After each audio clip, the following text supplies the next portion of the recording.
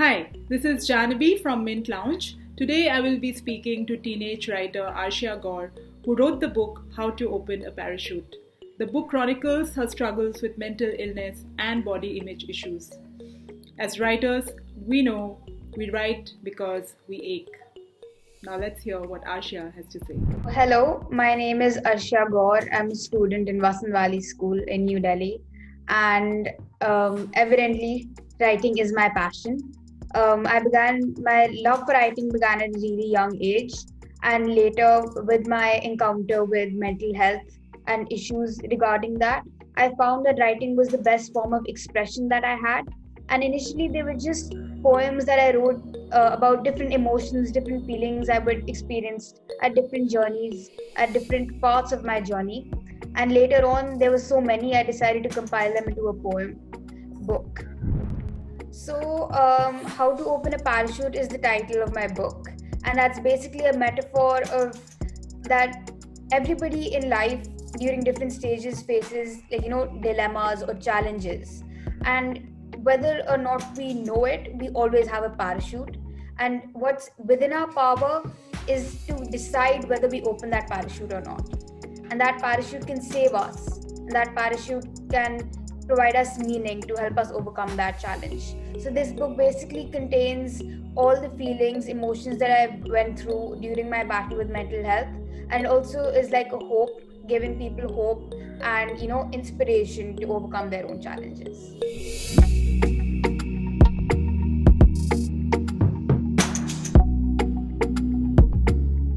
Number one would definitely be about women's rights. I would say rape, and how it's more sensationalized and glamorized. We love talking about it in terms of something that's, oh my God, did you hear about it? Did you hear about the rape? Rather than what can we do to solve it? It becomes the dinner table conversation, and we're passing judgments, we're critiquing it, but we're not providing solutions to help overcome that problem. And I think most of all, I think it's about democracy. Anything, whether it be freedom of speech, freedom of protest, I think there's a fine line between monarchy and democracy, and India needs to make that distinction of being able to give people a voice. And I feel that when this right is curtailed of giving people a voice or giving them a platform to express themselves about whatever they feel towards the government, it's then when it becomes a monarchy and a democracy becomes corrupted in that sense.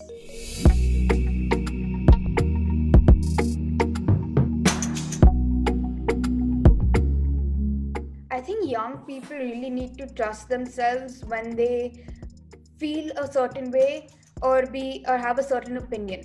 I think we are very afraid of expressing what we feel because we feel that others will judge us. We're not all leaders, we're not all important people, but what makes a difference is us expressing what we feel, because only that's what forms majority. If we keep our feelings inside ourselves and we expect that people will just understand, it doesn't happen that way.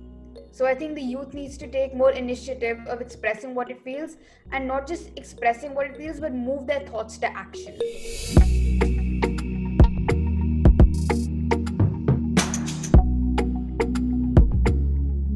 I'll be talking about my book, How to Open a Parachute.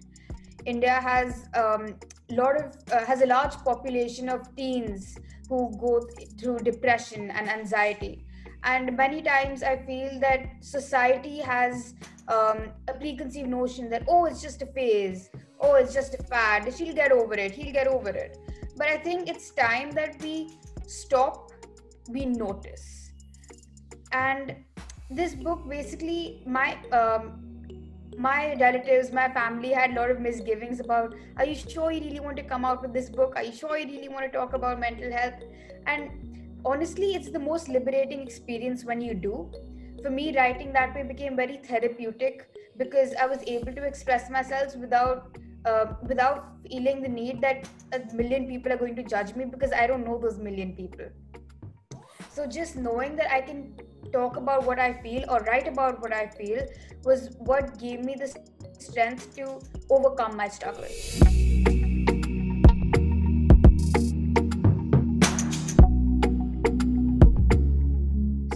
I went through depression, little bit of anxiety, and anorexia. So I think I feel that all mental illnesses can be boiled down to a sense of loneliness or a feeling of isolation. It is when we don't get the help or the response that we want from the world that we get coiled into this fear. And for me, I became that way because um, these insecurities, that these stereotypes that were set by society, these idealistic standards that were set by society, about body image or a way a person is supposed to be. If you're smart, then you can't have too many friends. If you're, let's say, if you're fat, then you can't be pretty. Or if you look a certain way, you can't be a certain way. All these standards set by society, I think, pushed me into this area where I was just trying to live according to people and not according to what I wanted to live my life to be. So this led me to be very depressed and anorexic. But seeking professional help, I found it very therapeutic, and obviously writing was there to help me express myself. All the pictures in my books are also drawn by me only, as like at times when I didn't want to write, I would draw. So I think at the end of the day, whether it be writing, dancing, talking, we all need a form of expression. Even mathematicians, we say, are not creative people, but they do express themselves through things like math. We just need to find that outlet to express ourselves, and that's what I did in my struggle with depression and anxiety. And I expressed myself through my writing.